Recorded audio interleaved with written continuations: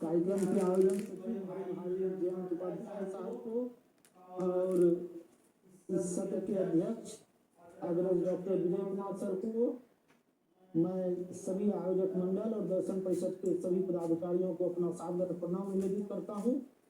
और मेरे शोध का जो आज का पत्र है उसका शीर्षक है आधुनिक सभ्यता का संकट और सर्वोदयी समाधान। क्योंकि हमारा यह सत्र सर्वोदय चिंतन पर ही केंद्रित है, इसलिए हमने अपने शोध पत्र के लिए इस विषय का चयन किया है।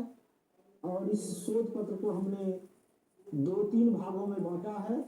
एक भाग में हमने आधुनिक सभ्यता के कुछ संकटों को रेखांकित करने की कोशिश की है और दूसरे भाग में उसके सर्वोदयी समाधान को ढूंढने का प्रयास किया है और अंत में हमने निष्कर्ष प्रस्तुत किया है। मैं विस्तार में नहीं जाते हुए मैं यह बताना चाहूँगा कि आधुनिक जो सभ्यता है वह आप सबों के सामने है। उसके संकटों को हम सभी देख रहे हैं, झेल रहे हैं, महसूस कर रहे हैं, उससे संतृप्त हैं और ग्रसित भी हैं। और हमारा यह जो अधिवेशन हो रहा है वह भी आधुनिक सभ्यता के एक संकट कोरोना महामारी से संत्रस्त होकर चल रहा है। तो आधुनिक सभ्यता ने हमारे सामने क्या क्या संकट लाए हैं इससे आप सभी परिचित हैं, जिसमें से एक बड़ा संकट है पर्यावरण का संकट, महामारियों का जो संकट है वो दूसरी तरफ है और बेरोजगारी, विषमता एवं आर्थिक मंदी का संकट तो है ही।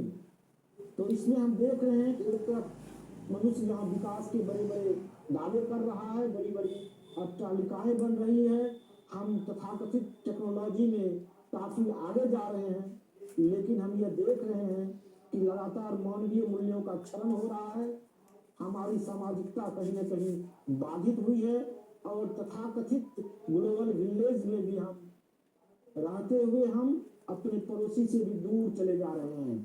तो आधुनिक सभ्यता विभिन्न अंतर विरोधों एवं अवरोधों में फंस गई है और इसका तथाकथित विकास अभियान वास्तव में मानवता के लिए एक महाविनाश का आख्यान साबित हो रहा है। ऐसे में जो एक सर्वोदयी विकल्प है जिसे कि गांधी जी ने प्रस्तुत करने की कोशिश की है और जो विकल्प भारतीय सभ्यता संस्कृति में सदियों से मौजूद रहा है, हमारे जैन दर्शन के विद्वान आज इस सत्र की अध्यक्षता कर रहे हैं, चाहे वो जैन परंपरा हो, बौद्ध दर्शन की परंपरा हो या हमारा सनातनी दर्शन की परंपरा हो, तमाम परंपराओं में हमने सर्वोदय की कल्पना की है।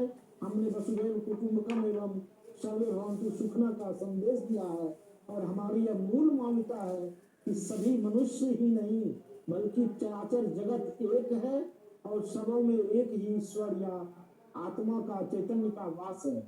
और इसी आधार पर महात्मा गांधी ने सर्वोदय का सिद्धांत दिया और जिसके 3 सूत्र आप सभी जानते हैं, जिसमें पहला सूत्र है कि व्यष्टि का शुभ समष्टि के शुभ में निहित है और जो यह बताता है कि हमें सिर्फ अपने हित के लिए काम नहीं करना चाहिए बल्कि हमें ओवरऑल पूरे संसार के हित के लिए काम करना चाहिए। और उसका दूसरा सूत्र है कि एक वकील और एक नाई दोनों के कार्य का समान मूल्य है, क्योंकि दोनों को अपने श्रम से आजीविका चलाने का समान अधिकार है। अगर हम इस दर्शन को अपनाएं तो यह सही मायने में समाजवाद का दर्शन है। और तीसरा सूत्र कि एक कृषक, श्रमिक या शिल्पकार का जीवन ही श्रेष्ठकर है जिसमें वह अपने श्रम से आजीविका चलाता है। आज हम शारीरिक श्रम को उपेक्षा की दृष्टि से देखते हैं, उस दृष्टि से भी कई संकट आज आधुनिक सभ्यता ने खड़े किए हैं, उसका समाधान इस तीसरे सूत्र में निहित है।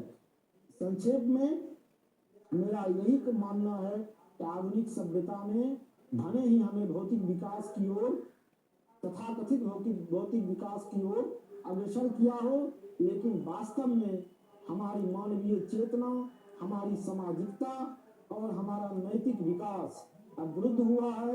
हम कहीं न कहीं पीछे लौटे हैं और इसका प्रमाण आज आप अफगानिस्तान से लेकर के इराक, ईरान से लेकर पूरी दुनिया में आप देख सकते हैं किस तरह से आज हिंसा का वर्चस्व रहा है और मानव के बीच भेदभाव बढ़े हैं और सहिष्णुता बढ़ी है और महामारी का संकट तो एक खड़ा हुआ ही है।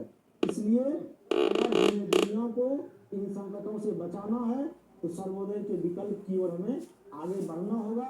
और सर्वोदय कोई आदर्श नहीं है, बल्कि ये व्यवहार में उतारने योग्य सिद्धांत है। मैं ज्यादा समय नहीं लेते हुए इन्हीं शब्दों के साथ आप सबों के प्रति आभार व्यक्त करता हूँ। बहुत बहुत धन्यवाद। बहुत बहुत धन्यवाद सुधांशु शेखर जी।